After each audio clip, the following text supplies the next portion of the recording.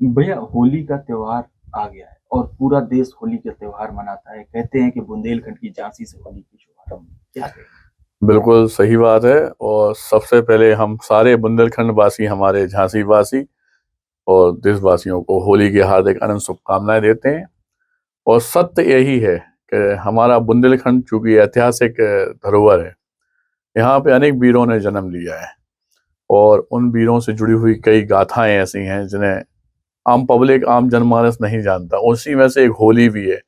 वास्तविकता में होली की शुरुआत जो है वो झांसी से 70 किलोमीटर दूर हमारे झांसी जिले का एक एरच जगह है, एरच, जहाँ होली का त्योहार जो आता है अपना, तो पूरा देश रंग गुलाल की मस्ती में सरोकार हो जाता है। लेकिन पूरे बुंदेलखंड और देश के बहुत ही कम लोग जानते हैं पूरी दुनिया को रंगीन करने वाला यह पर्व की शुरुआत झांसी से हुई, झांसी जिले से हुई। उत्तर प्रदेश के बुंदेलखंड क्षेत्र में इस जिले का एरच कस्बा त्रेता युग में इस बात का गवाह रहा है कि हिरण्यकश्यप जो राजा था उसकी हैवानियत का और भक्त प्रहलाद की भक्ति का, होलिका के दहन और नरसिंह भगवान के अवतार का, होली यानी रंगों के पर्व का प्रारंभ होलिका दहन से ही माना जाता है।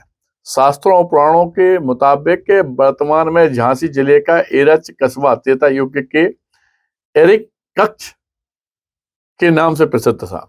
यह एरिकक्ष दैत्यराज हिरण्यकश्यप की राजधानी थी।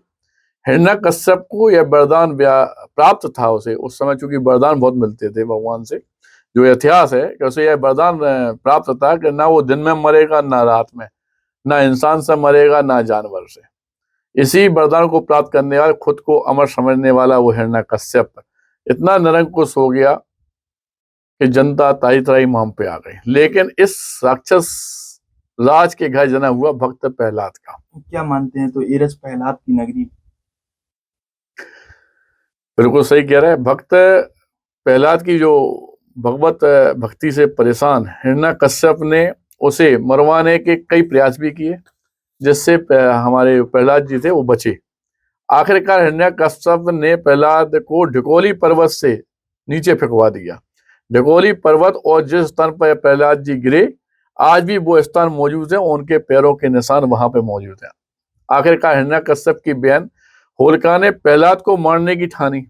होलिका के पास भी एक ऐसी चुनरी थी जिसे पहनने पर वह आग में जब बैठती थी तो उसको आग उसका कुछ नहीं बिगाड़ सकती थी। लेकिन भगवान की माया, भगवान विष्णु जिन्हें प्रहलाद जी मानते थे, उनकी कृपा और आशीर्वाद से जिस समय वो प्रहलाद को लेके गोदी में लेके होलिका दहन के लिए बैठी, उस समय ऐसी हवा चली कि वो चुन्नी उड़ के प्रहलाद के ऊपर आ गई और उसमें होलिका का दहन हो गया।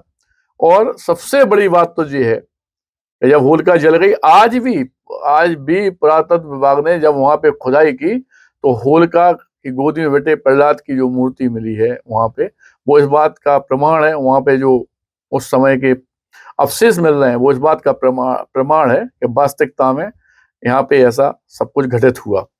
और भगवान विष्णु ने नरसिंह के अवतार लिया और गोधूली बेला में अपने नाखून से मंदिर की दहलीज पर हिरण्यकश्यप का जो वध किया।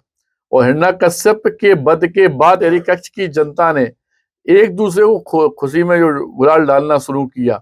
यहीं से होली की शुरुआत हुई। इस बात से चूंकि पूरा देश नहीं जानता है, लेकिन हमारी जो झांसी, हमारा जो बुंदेलखंड है, ये वास्तविकता में ऐतिहासिक धरोहरों से भरा पड़ा है। जो वीर लोग पैदा हुए और इसकी मिट्टी में इतनी ताकत है कि इस मिट्टी की सुगंध में हर वीर ने जन्म लिया। इसकी कई ऐतिहासिक कथाएं, जिनमें से एक ये होली का जो अपन लोग मनाते हैं, इसका भी प्रोग्राम जो हम लोग करते हैं, इसे मनाते हैं, ये भी हमारी झांसी की है। इस बात को बहुत कम लोग जानते हैं और सभी लोगों को दोबारा अग्रिम हम हार्दिक शुभकामनाएं देते हैं। धन्यवाद।